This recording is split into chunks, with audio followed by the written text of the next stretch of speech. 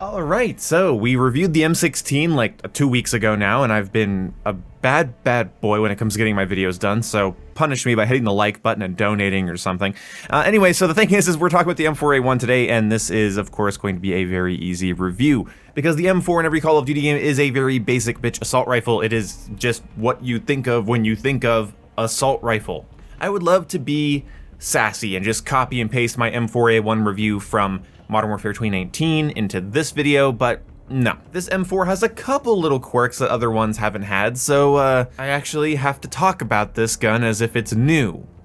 'Cause it is. So I'm mad that it's new, even though I'd be more mad if it wasn't. So I might just be a miserable person. Either way, the important stats out of the way first. It has a 811 rounds per minute rate of fire, with a shots to kill ranging from 4 to 6 within its effective range. Up to 26 meters, you'll be getting a 4-shot kill with a TTK around 220 milliseconds, and after that, up until 45 meters, you'll be getting a 5-shot kill with a time to kill around 296 milliseconds, and after that, up to 60 meters, you're going to be getting a 6-shot kill with a time to kill around 370 meters. Of course, around that time, your bullets are going to start to slow down and drop, which is what we saw with the M16 as well when I reviewed that. Now, luckily, this gun doesn't have any above average sprint out time or anything really worth mentioning there. It's a very versatile platform. If you wanted to have a fast sprint out time or, high aiming stability or long range capabilities, I almost didn't want to make this review because I'm just going to say it's versatile. However you want to set it up, you'll likely be able to without damaging it in any significant way. In my personal experience, any shortcoming you give this gun with one attachment is likely able to be made up for by another attachment or two that you can put on. As long as you have a basic understanding of pros and cons and how to customize a gun in Modern Warfare 2, you're not going to screw up the M4. Now, this isn't your granddad's M4 from when he used to play Call of Duty. This gun actually has some recoil, a lot of visual shake, and a good amount of aiming stability issues, and like a lot of the weapons in this game, it just requires a little bit of elbow grease to get it to feel as stable as you might like it to be. Honestly, as long as you have two attachments that manage recoil and aiming stability, then you should be fine. Whether it's a long barrel and something like, well, my favorite grip, the F-Tac Ripper, you should be good. Like there isn't a lot of combinations that are going to hurt you unless you stack things that hurt your recoil control and aiming stability. Basically, what I'm happy to tell you is that as long as you have something that helps with recoil stabilization and something that helps with aiming stability, you'll be good. Take this incredibly simple build here. I have an FSS OLEV laser, I hate that name, the broadhead suppressor, the F-Tac Ripper underbarrel, some high velocity rounds, and an optic, because as much as I don't hate the iron sights on this M4, I don't like the iron sights on this M4. They feel too shaky and bobby, and it's hard for me to track moving targets, especially at a distance that they're head glitching, so I always like to throw an optic on. I'm a bit of a baby when it comes to optics, but either way, it's up to you. This build here is fine. Like, that's good. I have two things that are helping with stability and two things that are helping with recoil control and stabilization, so I'm good.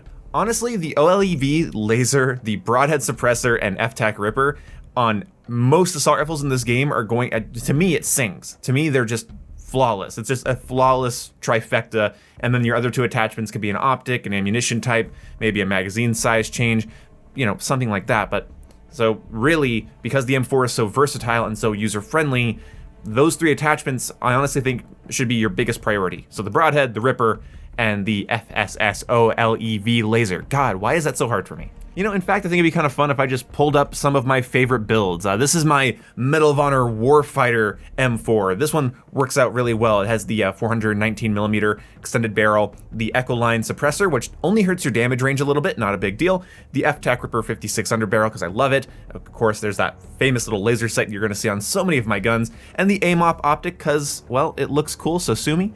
The other build I have here, I'm pulling these up live as I'm reading them off here. It's a much more long-range, easy-to-control M4. This is what I would use if I'm a little sleepy and I still want to play Call of Duty, okay?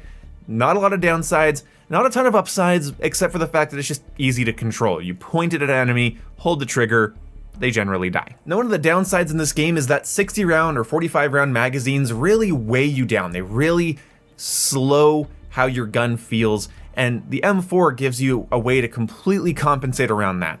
So if you want a really fun 60 round M4 build, I recommend the 7.5 Tempest Firebrand barrel, the FTAC Tiger Grip, or any grip that's going to help with recoil stabilization, the Echo Line suppressor because it's so simple. Then you have the OLEV laser and the 60 round magazine. This is a very versatile, stable build, really good for objective gameplay, and you're not going to be too weighed down by that 60 round mag because of that Firebrand barrel and the Echo Line suppressor only hurting your damage range. Again, this is a much more close range build, but it's a close range build where you can dump 60 rounds at people, and that's pretty great at over 800 RPM with the ability to get a 4-shot kill. And then you have a build like this. This one's a little bit less optimal, but it weirdly works. It's the 14-inch carbine shroud barrel, FTAC Ripper, the OLEV laser, an optic of your choosing, and the Tempest P80 strike stock. Now, if you also want to trade out that optic for something else, go for it. Again, I'm a baby, but this also works. This is a good build. I've enjoyed using this. I'm only showing you guys builds that I have enjoyed using and I have fun playing around with. You have this build with a Bruin tilt grip, the 11.5-inch barrel, the Harbinger D20, and the Mintac 40. Not only does this look really cool in my opinion, it also ran really well. I just enjoyed using it. The aiming stability was fine, the recoil control was fine, the stealth capabilities were there even though that playstyle is dead in this game, and the optic just kind of looked cool. It was a nice change of pace. I'm happy to say that this review was fun for me to make, even though this weapon is incredibly simple, because it's just fun to show off the different builds that I've actually had a fair amount of success or just a lot of fun with. I think the M4 would be one of my least favorite weapons in any other COD game because I've sort of grown out of liking the most versatile option all the time, but because of Gunsmith, the most versatile option doesn't stay the most versatile option. It becomes the most customizable option because when you're starting from a base of versatility, it's just so much easier to justify screwing with it a little bit and changing up how it feels and how it plays. I can customize this M4 all day, use it in 100 different variations, and while some won't work, as long as you follow the basic rules of keeping track of your pros and cons, then you should be okay. Like I mentioned in my how many attachments should you use video, it's pretty simple. Don't stack too many attachments that have more than 5 downsides or 4 downsides. You want to keep your cons lower than your pros, and as long as you're capable of doing that, you'll be fine. But the M4 is versatile enough that you don't have to. You could put an attachment that has a ton of cons and then attach with a ton of pros to make up for it and sleep well at night knowing that you didn't ruin an M4 in a Call of Duty game, something that's generally pretty hard to do.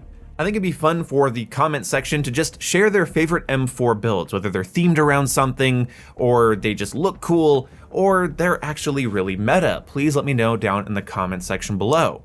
I would love to hear what you guys are doing with this customizable piece of art we have to play with.